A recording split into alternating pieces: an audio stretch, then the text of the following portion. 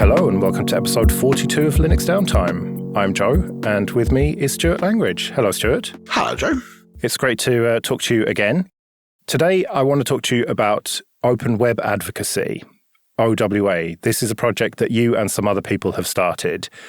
As the name suggests, it's about the open web, something you are very passionate about. What's the sales pitch for it? I should probably explain a little bit of the background before the sales pitch. Okay. The UK technical regulator, the Competition and Markets Authority, is currently doing a big study into mobile ecosystems. So they're looking at primarily iOS and Android, Apple and Google, and exactly how all of that works. Is there too much control? Should there be some loosening of what's allowed? Is it too difficult for new competitors to get in? Because they're interested in competition. These are essentially the inheritors of what used to be the Monopolies Commission or the Monopolies and Mergers Commission. Americans would refer to this as antitrust. So it's that big investigation. As you've probably seen, there are a whole bunch of investigations going on all around the world on this kind of topic. This is the one in the UK. And myself and Bruce Lawson and some others who will remain anonymous for now were asked to brief the CMA, the Competition and Markets Authority, about a specific aspect of that, which is browser choice on iOS devices, Apple devices. This is supposed to be a Linux podcast, though. So what's that got to do with Linux and open standards? That's just proprietary nonsense from Apple. Well, this is the question. So OWA, the Open Web Advocacy Project, was essentially grew out of the work that we did working with the CMA and talking to the CMA about what we think the remedy should be here. And in particular, Apple devices only allow one web browser, essentially Safari. There are other browsers in name on those devices, but all of them are obliged to be Safari under the covers. Yeah, so Firefox isn't really Firefox because it's not Gecko. It's using WebKit and it's just a skinned Safari. Correct. Apple's App Store rules, particularly Rule 2.5.6, state that you have to use the version of WebKit and the version of WebKit JavaScript that is shipped with the device, and your browser can be a wrapper around that, and that's all. And so part of the goal of the Open Web Advocacy Project is that we think the Apple browser ban is a big problem for the future of the open web. And so we spoke to the CMA about that, and we put together a position paper on that, and we've started talking more widely about why this is a problem, getting the discussion going about competition in browser engines on iOS, about the state of the browser ecosystem across different platforms, what's important, what isn't, what's doing well, what isn't doing well. And we found we had a group of people who, all of us are unaffiliated to any major browser manufacturer. We're web developers rather than web browser developers, if that makes sense. Yeah. And we found ourselves with a common set of goals, and we wanted to talk about it. And that's OWA. Okay, and so what practical steps can you actually take here? Because it's all well and good to make a lot of noise about it, but what can actually be done to stop Apple's stranglehold over the open web? There is very little that can be done by individual people, but that's why we're talking to the regulator. And we're talking to other regulators in other countries as well for exactly that reason. There is a point in every tech ecosystem where normally early on in its development, where people can, the phrase is, vote with their feet by just deciding to choose a different platform or a different piece of software or whatever. But there comes a point when something gets larger, more entrenched into people's lives, or there are good reasons to use it otherwise, that just voting with your feet becomes an issue. You've talked a bunch in the past about social lock-in, essentially, that no one goes to a new messenger service because none of their friends are there. And once all of your friends are there, it's difficult to leave. And this is the same thing with things like mobile ecosystems. And normally the only response at that point is regulation, requiring some measure of openness, some measure of fairness. We've seen this in the past with things like Office document formats, for example, where once something becomes entrenched, it's very difficult to get it unentrenched. So everyone used Word documents. Word was the de facto standard, which made it very difficult for a new competitor to get into the market because you can't seize market share because everyone's using something else, which means that you never get enough customers to be able to have the feedback loop of people use your thing, they feed back into it, or people buy your thing, you feed back money into it. If you don't have that, if you can't ever get off the ground, then it's very difficult to compete. And that's precisely what regulation is for, to level the playing field. And so we're talking to the regulators about different approaches that could be taken. One of the approaches for fixing the Apple browser ban is to require Safari to care more about the open web than they do, or more accurately, to care about different aspects of the open web than they do. The Safari team themselves are a smart, dedicated, pretty much decent bunch of browser engineers, but they are not properly resourced and they are not properly allowed to do the things that I believe that they would like to do. And so I would like Apple Corporate to dedicate more resource and more attention to what they're doing. A second approach is, obviously, to allow browsers that aren't Safari on iOS. As I say, at the moment, there are a bunch of browsers which are in name only, not Safari. You can get something called Chrome and something called Firefox on these platforms, something called Edge, whatever. But exactly as you say, Firefox is not actually Firefox. It's Safari in a Firefox frock. Yeah. And so that's a second approach that can be taken because Apple banned third-party browsers. But that's going to be incredibly difficult because they have such strict rules over their App Store. And we've seen that with their battle with Epic. Yes. Over in-app payments. And they just don't seem to want to budge on that. And the fact is that the web these days is less relevant to most people's lives. I mean, you would probably passionately argue against that, but the fact is Wordle, right? That came along. That was something on the open web and it worked on any device. But people heard about this viral game, and what was most people's first reaction was to look in the App Store for Wordle. And so people took advantage of that. People's first reaction isn't to look for a web app or a website for it. People's instinct these days is to go for the App Store. So is it not the case that apps have, to a large extent, replaced the web? I think there's a distinction between whether apps have replaced the web in people's heads and whether they've replaced the web technically. So on the one hand, yeah, that's quite a good example. Wordle comes up and a whole bunch of people go to their choice of app store, whether the Play Store or the Apple App Store, and search for Wordle. And so a whole bunch of hijackers took advantage of that. Yes. On the flip side, it became incredibly virally popular, like almost instantly with no impediment to that popularity, right? And so there is a certain amount of chicken and egg stuff going on here. Yes, part of the thing is that people instinctively go to the App Store right now, but would they still do that if we have 2 years when that's not the only place you can get things? It's hard to tell. It's hard to do the counterfactual because we have not had the opportunity to do that. When the iPhone first came out, Steve Jobs stood on stage and said the way to deliver apps to this thing is on the web. And when Apple and Epic went to court, which they're still doing, Apple explicitly claimed themselves that web apps are a perfectly acceptable replacement for native apps on iOS. Now, in my opinion, they are misrepresenting the truth there. And it seems alarmingly disingenuous to, on the one hand, not actually make web apps capable of being a replacement for native apps, and on the other hand, claim that they are when you're accused of having a monopoly. Maybe they inadvertently misled us on that one. They literally put up a slide with the Financial Times web app and the Financial Times native app on iOS next to one another and said, look, these are equivalent. And the people who built that application were like, dude, you can't use us as an example for this. Pack it in. It was... So yeah, it does feel like there's quite a lot of disingenuousness going on here. But yes, I certainly agree with you that for certain classes of things, people's instinctive reaction is to go to the App Store to search for it. But first of all, not all people. And secondly, only for certain classes of things. Do you go to a search application when you want to search for stuff? No. Why not? I don't think anyone does.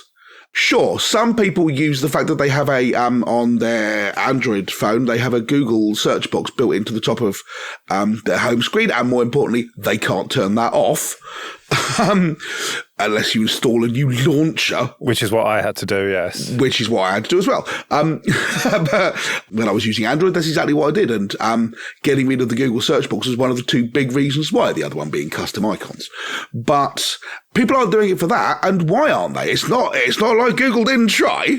So the point here is that it absolutely is entirely possible that people don't have to be conditioned to, I want this. I think, yes, if you come up with something which has got a brand name, you want this name, go there. This is the game you want to play. Here is its name.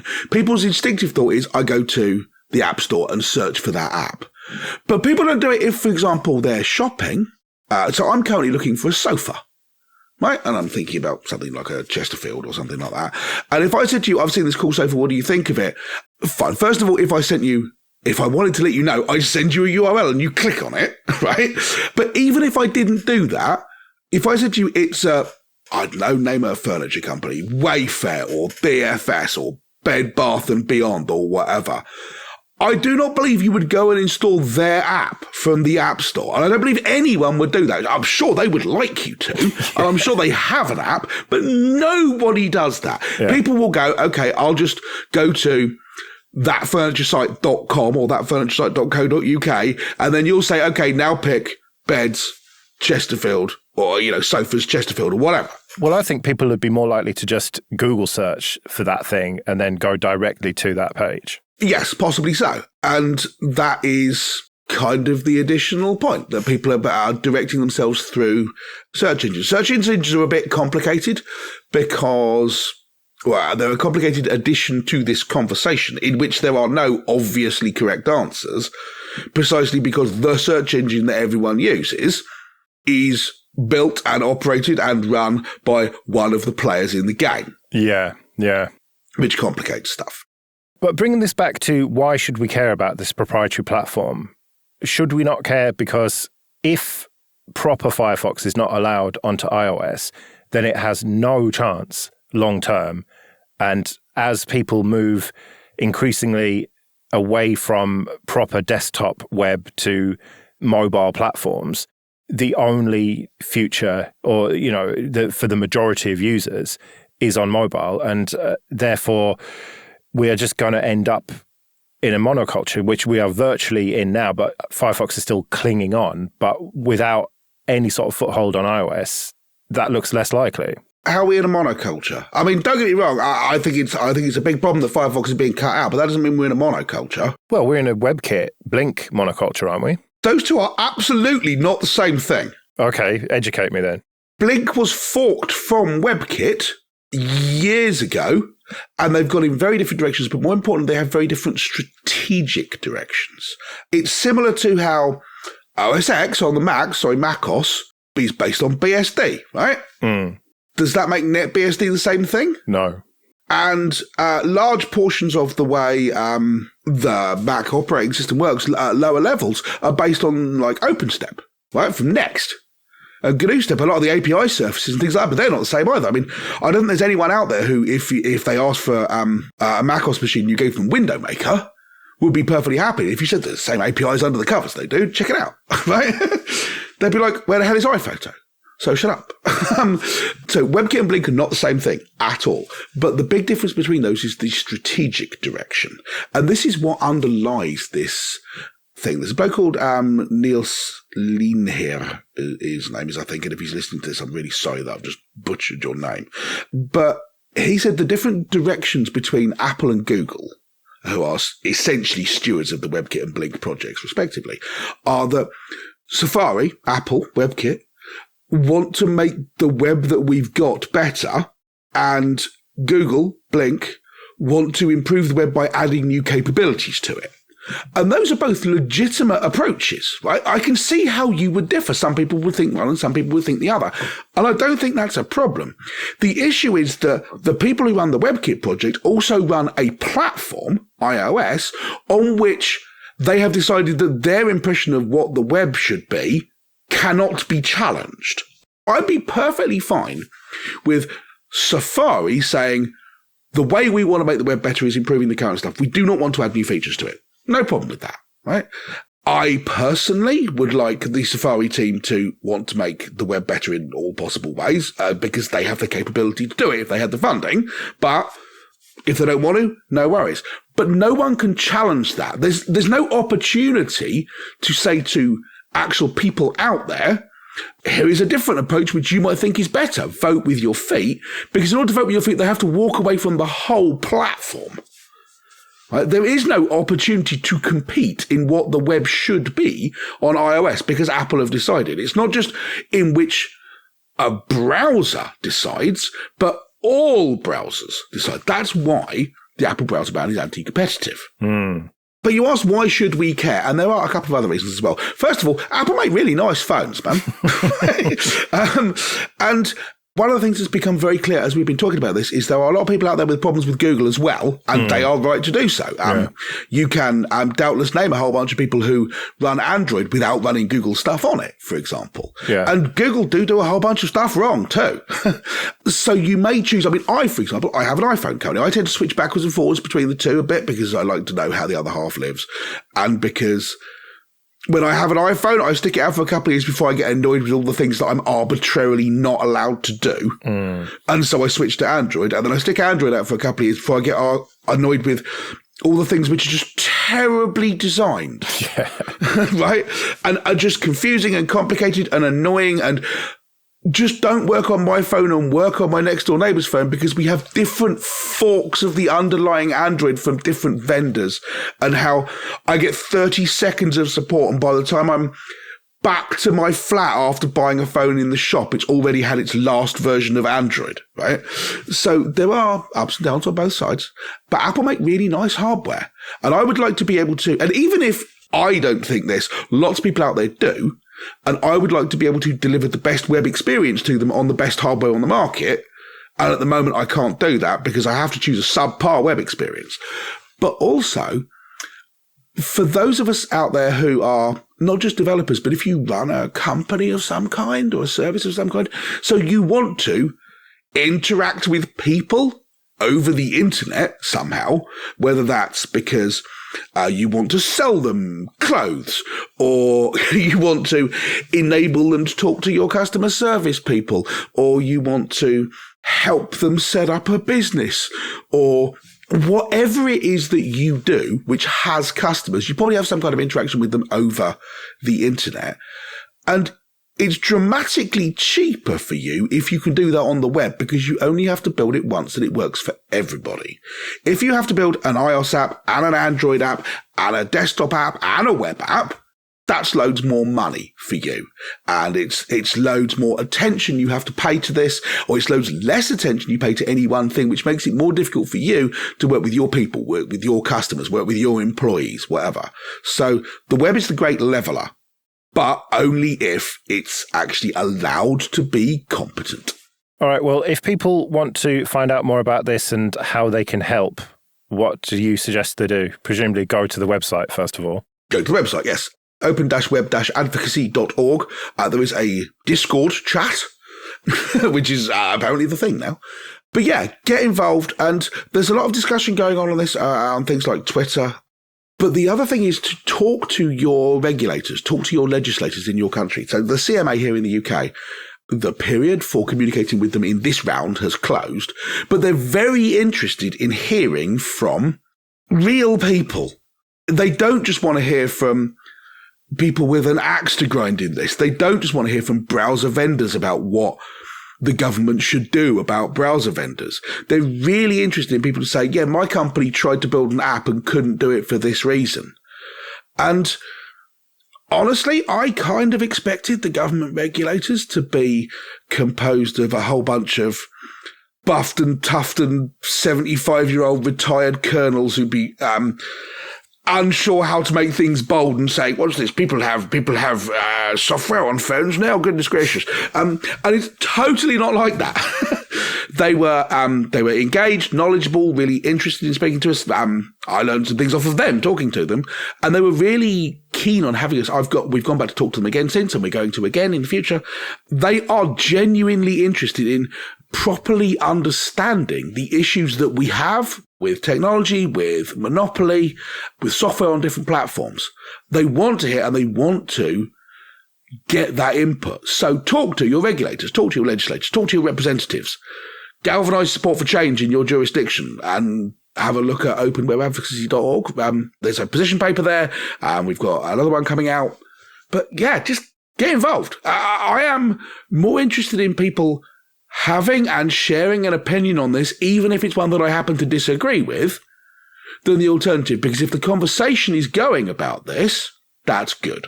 Okay, well, I'll put a link to that in the show notes. Anything else you want to plug, like your consultancy or Bad Voltage or anything? Oh, blimey. Well, I mean, obviously, if what you'd like is for me to come and talk to your company or work with you on any of the stuff that I do, have a look at cryogenics.org. Which is KRYOGENIX.org. But mostly, I'm on Twitter. I'm at SIL on Twitter. And yeah, you can listen to Bad Voltage as well, which is our podcast, fortnightly podcast about technology, badvoltage.org. Right, well, thanks a lot for joining me, and hopefully speak to you again at some point. Thank you for having me on.